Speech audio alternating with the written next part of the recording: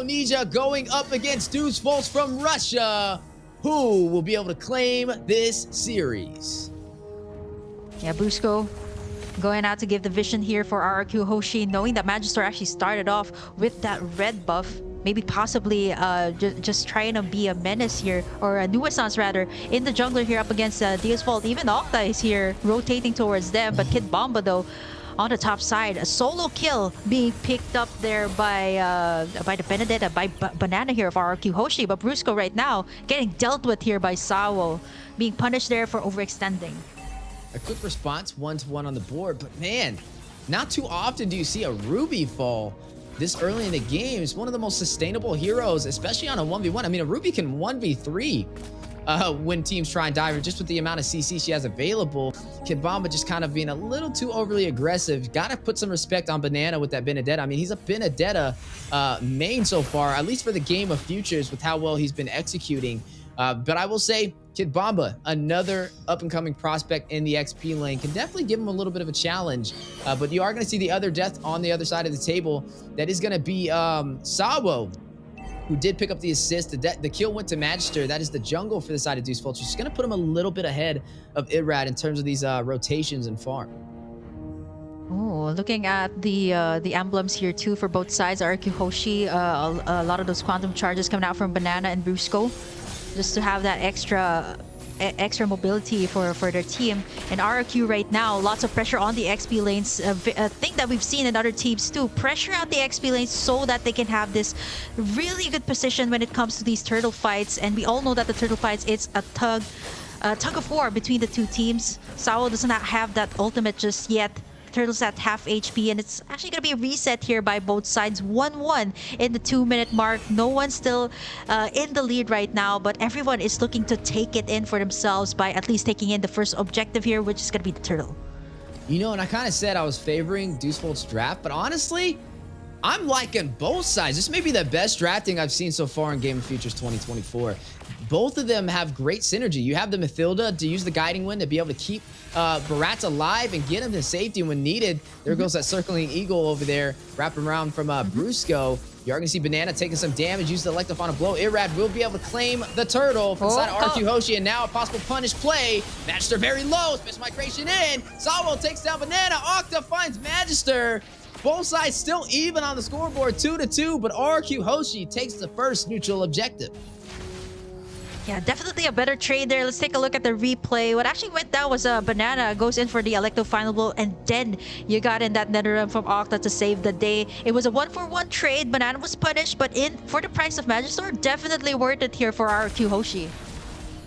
Yeah, definitely worth it indeed, but it's still pretty even in terms of the economy. You're looking at RQ Hoshi leading by about 700 gold. Keep in mind, this is one of the top regions in MLBB, Indonesia. Deuce Volts definitely having a lot to prove here on how far they have came as a region from Russia, right? They placed 4th place inside of M5, taken down by Blacklist from the Philippines, but now gonna go ahead and show Indonesia what they're about.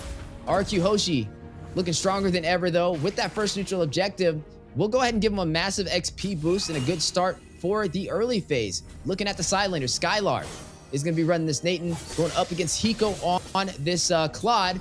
Both of them late game damage dealers, but definitely can hit very hard if both teams can scale. So I would say needing to kind of put some pressure in the gold lane would be a really good start for either side if they want to try and take advantage, at least for the early game, and have mid control. Yeah, there's a lot of potential here too for split pushes coming out from RRQ. They got the Benedetta. They also got in that Natan. But there you go, Irad getting in Sunset Lover there. Nice setup there by Brusco to enable that play coming out from RRQ Hoshi. This is big, especially before the turtle fight. You don't have the vision coming out from the Novaria, and this is something that they definitely need right now, because you see the zoning that Banana has been doing, and at the same time the Netherrealm to keep everyone healthy when it comes to these team fights. Magister going to be starting it up. Let's take a look at the items here. So far, we actually see the Claude here, Hiko actually picking up the corrosion side, and for Natan, it's a very early pickup on the penetration boost. So he actually wants to go in for that magic burst damage, and then to add it all up, I think he's building up that Holy Crystal for his next item. Ooh, special migration with the knockup. Astro Echo going down from Sunset Lever, forcing out the Nether Realm. Everybody's still intact, though. Turtle does get reset. Both teams still fighting it out. Detna's welcome connected. Irrad for the stun on the wall. Kid Bomba trapped. Gets petrified. Like the banana, but Kid Bomba able to get out in time. Big play. Huge evasive maneuver. And Kid Bomba able to sustain himself. Both teams still fight it out. Turtle at about 50% HP. You know, it's funny enough, when you see Mathilda grabbing up Irrad, I don't call it a drive-by. It's a flyby with how they can get the setup. But Banana will find Magister over there, gets one, and another Turtle going to RRQ Hoshi, and now leading by 2 kills. Irrad, though, out of position. May need to get back. Brusco, Octa trying to get him to safety. Guiding Win, able to slide out of there. The stun, though. Octa going in, trying to deal some damage. Will be able to escape. A good save for RRQ Hoshi. Yeah, gets that guiding Wind out, and this is exactly why the Mathilda is the most picked, most banned currently in Case of the Future. Even though with the adjustments that were made to it, it still provides that kit that the team needs, but especially since the team fights right now, it's so much more evident than the previous patch. You got all these heavy CC, the Rubies, the Minotaurs that seem to be the prio pick here of a lot of the teams, and with the Mathilda, it just provides so much shield. You see how much Irrad was taken in earlier, and with that guiding Wind, just like that, he was able to escape that clash. You see how fast the turrets are being pushed here over at the top side and the bottom side. The same case that happened also for Bromesh Ghoul, the space that is being given here right now. Look at all the creeps. It's being taken away here by RRQ Hoshi up against Magister that has been picked off twice already in this game. Yeah, RRQ Hoshi just way quicker to these objectives, putting Deuce Volts in an awkward position. Hiko very low. Skylar rushing in, able to deal the final blow, and gets back out to safety with the power of Entropy. 5-2 on the scoreboard, and now up by 4,000 gold. You did see Irrad pick up the blade armor too, already prepping for Hiko as he gets a couple more of those core items, such as that golden staff Magister to deal with those basic attacks. But Magister rushing in is going to use the mortar coils. Brusco very low. Violet Requiem for the double setup. Magister hits the decimation, takes down Octa. Rat's still alive. Linebacker now may be able to go in, but Rat's very low. We'll go back to Skylar, finds Sunset Lever from afar. 6-3, RRQ Hoshi leading the early game. Let's take a look at that replay. Nice circling eagle there for from the side of RRQ Hoshi. They got that nice setup from Sawo though, and that tug in from Kid Bomba. It was only Octa that paid the price there, and that's what we really get when you have that Nether Realm up, right? Like, you're able to sustain anyone, you're able to do all these aggressive dives that RRQ Hoshi has been doing even under the turret here of Deus Bolt. Here comes the vision coming out from the side of Deus Bolt. I think it is going to go to the side of RRQ Hoshi here, but here comes the Circle Eagle once again from Brusco. Connecting a full bullseye on the Magister. Able to get away though. 1 HP escape. Nether Realm proc. Octa getting away. Good saves from Brusco so far with the guiding win on this Mathilda. I guess we're seeing why it's the most banned hero of Game of Futures 2024. I mean, just look how well he's executing on keeping his team alive. Not only providing the escapes, but providing the shields when necessary to negate the damage. Wow, look at the gold here of Banana, 6,370. A whole lot more than what Kid Bomba has, who's standing at the 4,399. I mean, even the Mathilda here has so much more gold. And look at this, ongoing fights all across the board. Sawo unable to get that setup, but Rad's taking up a lot of the damage this time, not able to get out the Blazing Duet to clear out the waves.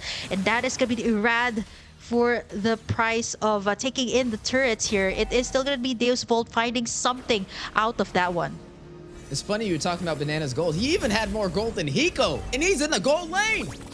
That just shows you how well Banana is performing today, as you are going to go ahead and see the Lord take the tier 2 turret on the bot side. The map opening up for the side of RQ Hoshi, claiming majority of the real estate for Deuce Volt so far, having a hard time responding, and now down by 5,000 gold. Highest kills on the game is a tie between Skylar and Banana. A battle from the side lane is who we mentioned having such a strong game, especially when they went up against Team Lowgun. They had a hard time just beating them on the one-on-one matchups in the side lanes, and this is where RRQ Hoshi thrives. You're able to see Skylar often be able to beat his opponent in that lane, and the same thing with Banana running the Benedetta, able to out-rotate. But speaking of rotation, Sawo checks the push. Fish migration in for the setup, and now the Nether Realm response from RQ Hoshi, full sending it. Kid Bomba very low, gets away, but Banana elect the final blows to safety. and neither side will find any casualties. Oh no, but Irad right in the middle of everything. Sawo does not have that setup just yet. Irad can pretty much tank up any of the damage being tossed out here by Deus Bolt. 10 minutes in, RRQ Hoshi with a 32k lead.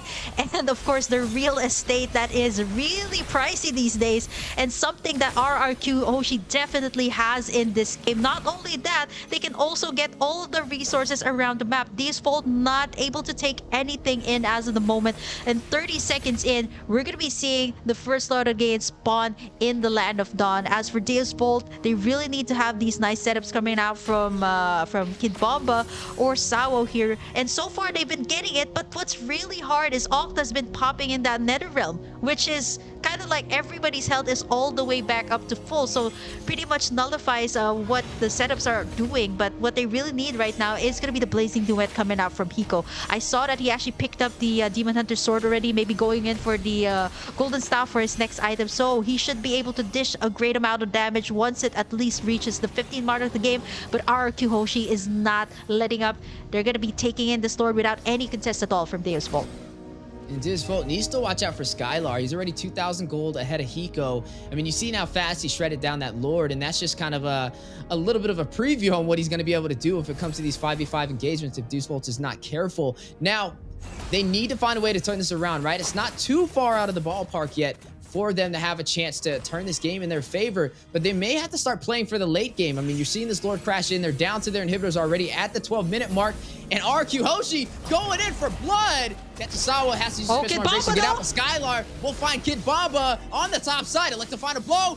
There's the petrify. The stun. You're going to see Blazing Duet forced out Skylar. We'll find the inhibitor opening up the base for Deus Bolt. welcome. Now the counterplay. Magister very low. NetherRealm going down. Skylar with the mega kill finds Magister. 2 members down for Deus Bolt, and the base has been cracked open. RQ Hoshi completely dominating this last 12 minutes. Oh, it's only Sunset Lover. Sawo and Hiko left to defend. Can they make it? There's a lot of minions coming in here, crashing in the base of Deus Bolt. They still got that Blazing Duet though. Can they defend this one? 12 minutes in. RRQ Hoshi just taking it in. Kid Bomba with a nice tug, but there comes the clapback here from RRQ Hoshi. Banana! Wow, 2 for the price of none. RRQ Hoshi. Everyone's still alive right now. Yeah, the Astro Echo does connect, provide a lot of slow on RQ Hoshi, but they're still taking the fight to their home turf. They're not pulling no punches today, as they're going to try and go in for some more. Looks like they want that last inhibitor turret. It may fall. Deus Bolt trying to contest, giving it their all, but RRQ Hoshi holding that Indonesian flag high, letting them know, Viva RRQ. Deus Bolt's definitely need to find a way to turn this around.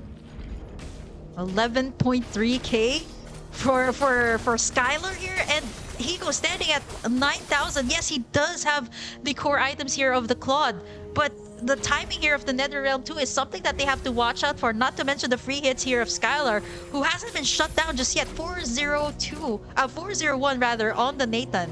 45 seconds in. One more Lord here could actually be it here for the side of Deus Bolt. They got the Natan here.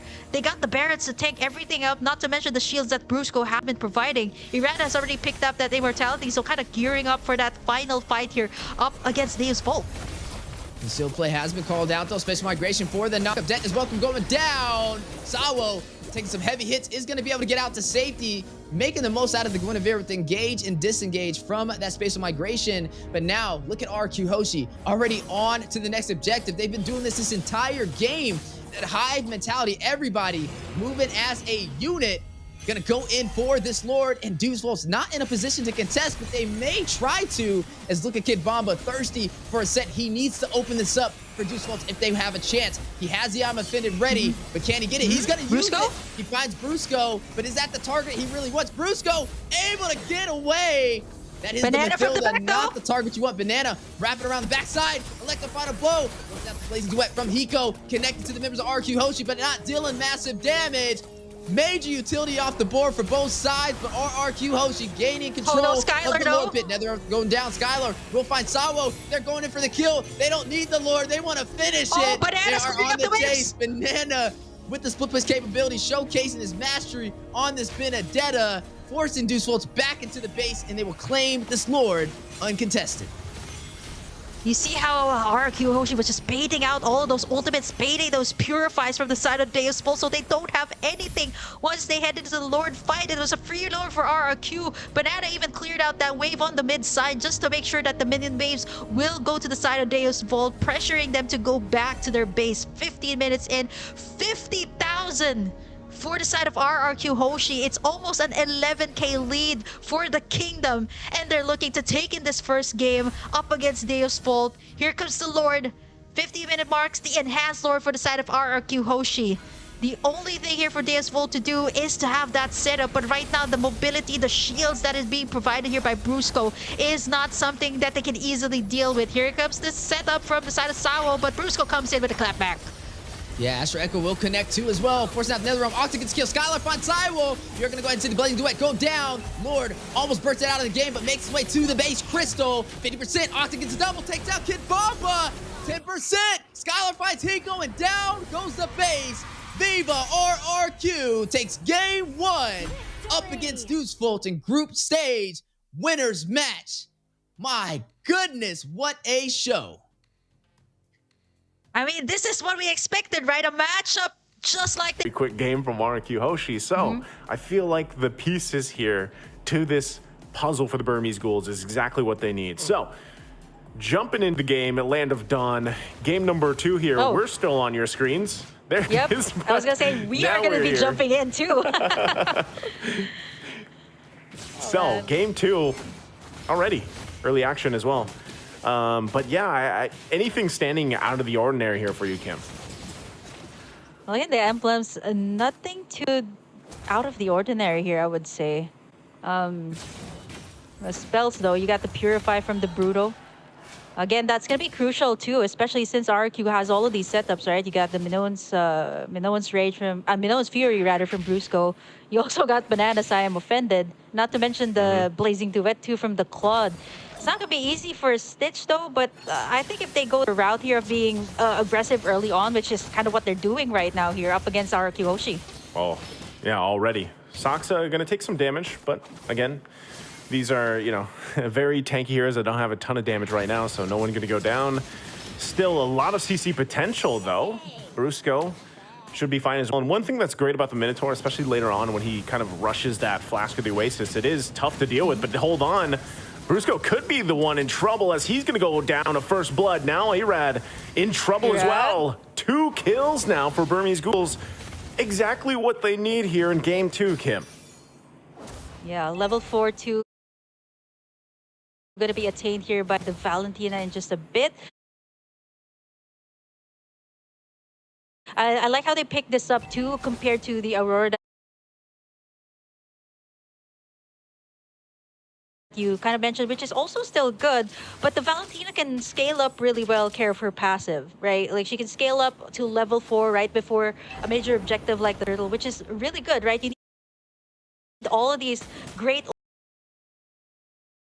ultimates to pick up. Right now it's all up to Nico whether you want to pick up that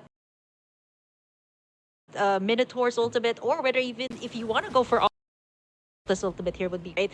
Burmese Ghoul started out real strong. Now they're looking to take in this first turtle game, and so far RRQ after that those first 2 pickoffs, actually they're kind of having a hard time here. They knew he was there. Brusco once again going to be the focus. They forget the turtle for now. They want to get the kills. The pull comes through. Irad could be in trouble, but look at the response. Blink has to get out of there. He's the one to fall from. Octa now still going to be fighting it out for more. Irad the one to fall, still bloodied here. 1 HP. Banana trying to get away, but it's Nico that falls. It's a double for Saksa, but RQ gets on the board. But now they still might try to stop Burmese Ghouls from getting this turtle if they can. Brusco not having that level 4 just yet. Take a look at the replay. They might be able to just get that turtle. Keeping an eye on that. It looks like they do, but this was a great play here from turtle if they can. Brusco not having that level 4 just yet. Take a look at the replay. They might be able to just get that turtle. Keep an eye on that. It looks like they do, but this was a great play here from both teams. I mean, a lot of response back and forth, but yeah, the turtle is taken here by Burmese Ghouls. Yeah, I like the clapback there of RRQ. They kind of like, okay, you know what? Burmese Schools is going full aggressive. They actually went in for the full aggression too. Brusco actually flickered out there. Oh. What's really hard here too for the side of Burmese Schools is like the tanky front line. Like we're starting to see the damage coming out from the Nana, which we'll see even more later on. Like 2 kills already for Octa here, which is kind of something that Burmese Schools have to watch out for, especially in these clashes. Even here on the top side, we have to check the laning phase here of Stitch and Skylar, and so far Skylar has been doing well up against this Bruno as compared to earlier. Like a lot of poke here coming out from both of our marksmen. Yeah, he's got to be careful here though. I saw Saksa rolling in, still hungry for it though.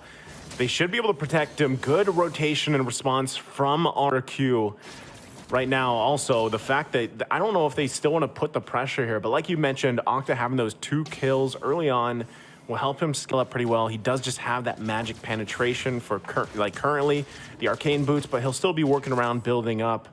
And it looks like Burmese Ghoul still wants to put the pressure here on the top side. Irad gonna spot Blink out, trying to get a little bit of extra gold here for Stitch, but ultimately resulting in nothing for now. Yeah, you see how Burmese Schools also positioned themselves over on the top side, right? Kind of anticipating that RQ Hoshi might actually create some pressure here up against Stitch. As long as he's fine, right? As long as he's able to get in his first 2 items, that should be good. Which is actually pretty much what the Burmese Schools has been doing so far here. 4 minutes in, they've been taking all of the turtles, and not to mention, like I want to point out that Saksa has been getting all of the kills too, which is really good for a Baksha here in the early game. If you think about it, it's not easy, right? To have this Baksha. You got the Nana, you got all of these frontliners, you got the taunt from the Fredrin, so it's not going to be easy to go up against them. But for Burmese Schools, as long as they can keep this up against RRQ, have this early take-ons onto the turtles, winning in all of these clashes, they should be okay. You see Nico actually popping in. Wow. With the Nana, but it's going to be Irad actually stealing it away. Yeah. And Dalar still wants some more though. He's the one to flicker in. Now has to continue the fight. Nico jumps in as well, trying to find him back, but on the run, Appraiser's Wrath comes down. Octa flickers in. Dalar somehow still alive, but Banana goes in and gets the kill. Still going to be looking for more. They find Blink as well. RRQ able to find 2 kills when really, I mean, Burmese Ghouls, they didn't have to go for that. Yeah, for the side of Burmese Schools, I think RQ Hoshi knew that they're going to be aggressive. They kind of answered out to their aggression. Stitch in trouble here. Man, it's not easy. You got all these 3 heroes to add up to the burst that they have. And now, RQ Hoshi right now, a little bit aggressive, going to the jungle side of the Burmese Schools. Yeah. Okay, Nico not going to be able to connect on his own I'm offended, but Brusco now taking the brunt of the damage. Still, will he be able to get away? He doesn't as Blink gets the kill. So still a lot of back and forth here from both teams. Kim, economically though, it's pretty much even with all the action here, and now it's the 5-5 even across the board. Yeah, if the economy is kind of equal, what you kind of take a look at is, do they have the map control? How's their gold laner doing? And so far for RRQ, this is what they did in the last game, right? Getting in that map control is so vital for them, even though they didn't really win those early game trades up against Burmese Schools. They managed to be able to take in the space. And mind you, this is a Claude you're talking about. Blink, gonna try to go in for Banana here. Oh, he's actually okay. He is not going to be able to get away. Great setup once again. Spatial migration into the Requiem. Able to get a kill now on the bottom side. They're going to focus here. Putting the pressure still. Like you were mentioning, you know, you have to look at who has this kind of advantage, right? And space-wise, yeah, it's RRQ. They've got 2 turrets. Burmese Ghouls, though, they don't care right now. And they're going to be making their way to this next objective, the turtle. If they can secure this one, it'll help them just a little bit deal with this. But right now, look at this. RQ doesn't want to go ahead and just give this away. They want to fight for it and get this positioning. Burmese Ghouls getting the first turret of the game for themselves here on the top side with Dalar doing the work. But nothing committing just yet. They're going to back off. Saksa going in with the rest of the team. Nico has the I'm offended himself. Goes in right for Brusco. Brusco waiting for the team to come in. Dalar goes in. 1-2 punch gets the kill. And Brusco out of the picture here. Now down a member. Burmese Ghouls for the taking for this turtle unless RQ Hoshi can do something.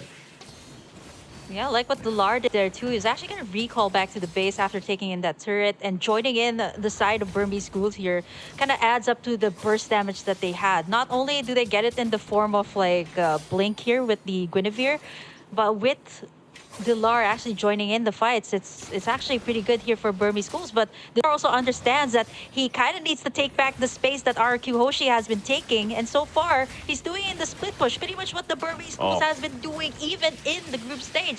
Here comes the last turtle though. Blink could be in trouble here. Skylar going in with Blazing Duet, gonna force him back. Irad able to get the turtle though off of it. So they're happy with it. Dilar able to get the next turret down to the bottom side. So trade at cross-map objectives for now. Was that worth it? Is that the good call for Burmese Ghouls here, Kim? I think it's a point that Burmese Ghouls kind of understands that RQ Hoshi, yeah, okay, they've been taking in, they've been winning in all of these team fights so far. So Dilar, I like what he's doing, and this was what he has been doing even in the group stage, right? Creating the space for Burmese Ghouls, and you really need this, especially in the current meta that everybody really loves to go for team fights, and sometimes you don't even notice it. You don't really have that space in the map. It's gonna be harder to go for those team fights, especially like once these turrets are down, you kind of have to send someone back in, so it's going to be like -1 when it comes to the team fight. So not only do you have to join in the team fights, you have to get the map control too here for the side of Burmese Ghouls, which is what Dilar has been doing so far here for the side of Burmese Ghouls. Yep, and with that, right, this the main thing is building up enough time for this thing for Skylar here. Now, once again in the mid lane, they want to go ahead and duke it out. Brusco taking a ton of damage, goes in with a jump, gets the Minoan Fury as well, but look at the backside. Nico's going to be the one to fall, and now Irad holding Stitch back, Blink trying to help him out. Skylar now joining the fight, Appraiser's Wrath going to come down, and Stitch that falls there in the jungle. So RQ clapping back, looking for Dilar. He's on the run. Into the jungle he goes. Banana going to stick to him, cancels him out from the dash, and still going. Might even get the kill there in the solo, but also looking at the replay here, look at how this unfolded. Not sure, he's actually still in the chase there, by the way, on the live cam, but what a setup and what a play here from RQ. Oh, they're gonna get him. Burmese Ghouls. It looks like they're getting him. Oh, yep. Dilar, you tried. There it goes. Yep. Well, he was successful though. He was able to take down that second tier tower there on the bottom side. And if you look at the goal too, like it seems like RQ Hoshi is managing pretty well up against the Burmese Ghouls here, but it's not that far of a gold lead. It's 1,000, yeah, 1,000 gold lead at least here for the side of RQ. If they manage to take this Lord, this should be at least a little bit more space for them to take in at least all of the second tier towers here for Burmese Ghouls. Again, the space for their side, and not to mention, like if you look at Skylar's stats, 203 on this Claude, you saw in that last replay that he was already shredding apart all these tanky front lines that the Burmese Ghouls had with just one Blazing Duet.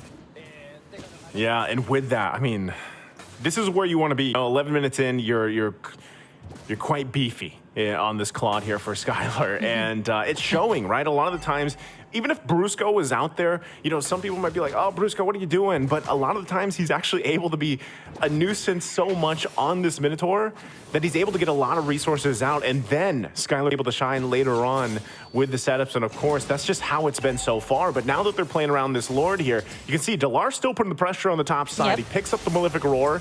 He's going to go ahead and try to get that, but there's the tier 2 going down in the mid lane. Irad keeping Saksa there at bay. They might want to respond to this. If he still gets to that base, it looks like Skylar is going to go back. Lord is going to get worked on, though, but not the mid-turret in the base, half health. Now Dilar might be making his way to cut them off here. Conceal play going to be used as well, but it gets spotted out for now. They don't commit. So, again, Dilar is just trying to find what he can here, Kim. Now it seems like this was the same case. Like this Paquito seems to be a staple choice here for the Burmese Ghouls, not only for Dilar. There was also a time in the group stage that this was the thing that Nico has been doing. And taking a look at the items here so far, it is going to be, wow, Skylar at least leading in terms of a gold lead here right now. 9,700, nearing already 10,000. That is way far from what Stitch has. 1-2-0 on the Bruno. He's already gotten that Wind of Nature too, just in case he gets picked off here or gets into like a head-to-head here with Dilar. Having that Wind of Nature is going to be crucial in the team fights. It's going to be clutch, right? That's what that's going to be. And like I said, when Claude gets to this point, you have these 4 specific items locked in. It's really tough to deal with because you also got to catch him, right? The way that he's going to use that BMI to kind of get out of some of these situations. Octa picking up a Divine Glaive as well. Minoy and Fury with the Flicker combination goes through. Look at them getting whittled down. Saksa could be in trouble. There's the knockup though, and he's able to get her out with the BMI. Now Saksa the one to fall into the jungle. Delar trying to get the punches off here, but he's got to respect the damage. I'm offended, not going to connect. And they might still just pull it back. Still 30 seconds away from this Lord, but RQ finds a kill.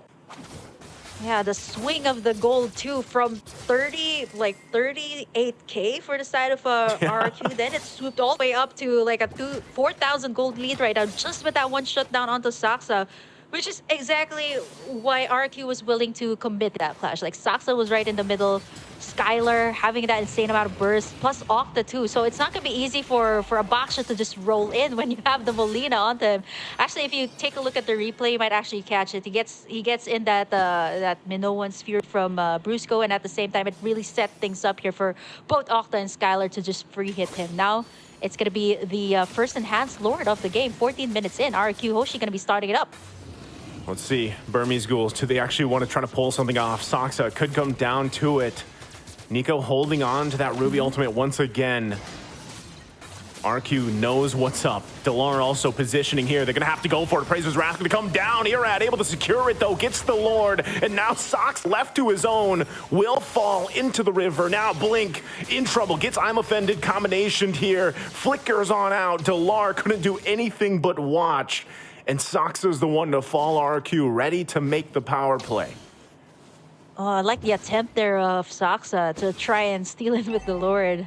Roll in and click that Retribution. But I think Burmese Ghouls kind of was trying to go for maybe possibly a split push. Like if you look at that particular moment when Saksa was going to try to go in, like you see Delar and Stitch going to try to make a move on that mid lane, but it's a little bit too late now because Enhanced Lord for the side of RRQ, they can take all of the inhibitors here. They don't have a good amount of burst to take down the front line. Yeah. But here comes Irad. Irad he's gonna get pulled. He has the immortality, but there's the Minion Fury gonna be jumped in. Look at the damage though coming out from Skylar. Able to get the kill on Saksa. Brusco is the one to fall from Delar though, so it's a 1-for-1 for now. Can they hold it together? Blink gonna be able to jump in. Takes quite a bit of damage himself. The flicker comes through, and he's keeping him at bay. Lord finally gonna go down. Nico has to run out of there, buy some time, some space, but he ultimately dies. And they hold on to a sliver of health on this turret for a little bit longer. Delar trying to keep the minion at bay.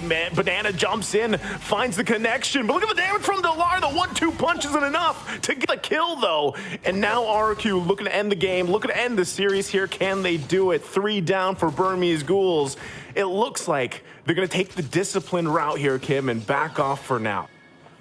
Yeah, if they overcommit there, they could have been punished there by Stitch, who also has almost all the items that a marksman needs right in the late game. And by this time, like 16 minutes in mid to late game, everybody has what they need to be able to go up against your opponents.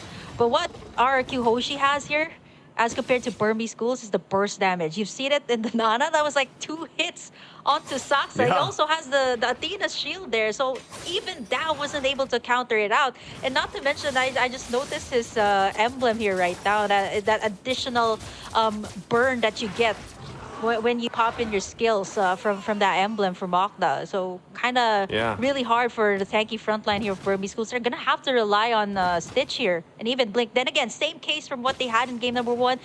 Great solid front line, but no one to kind of answer out to the back line here of RRQ Hoshi because Delar's busy pushing, right? Delar's busy pushing. There's no one to take down the Nana, no one to take down Skylar, who is also very mobile here as a Claude.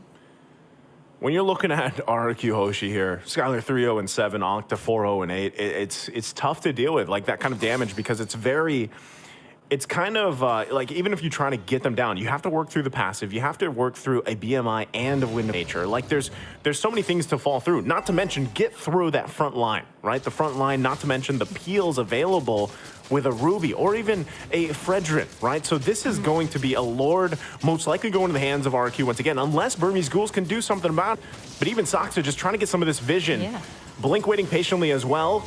Still, Lord less than half health here. They might try to make it a miracle play if they can pull it off. Stitch positioning here is going to be crucial as they approach this. But right now, RQ, Delar taking a ton of damage.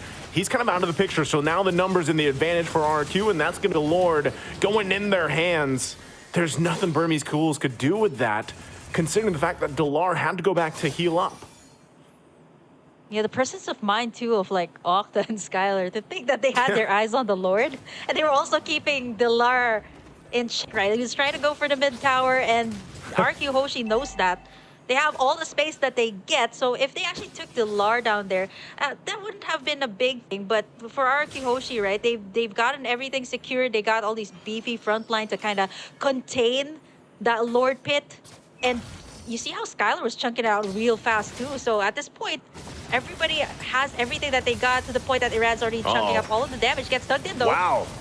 Iran already taking a ton of damage. Immortality going to be popped. Blink as well. Still has his. Can they pull it off? Look at the damage. Delar going to be taken out really quickly. Skylar on the backside still going. Lord's still going to be up here. They want all the kills before they end the game. It's a triple for Skylar, and they take the series in a sweep, sending Burmese Ghouls out of the tournament. To think that we thought that Burmese Ghouls going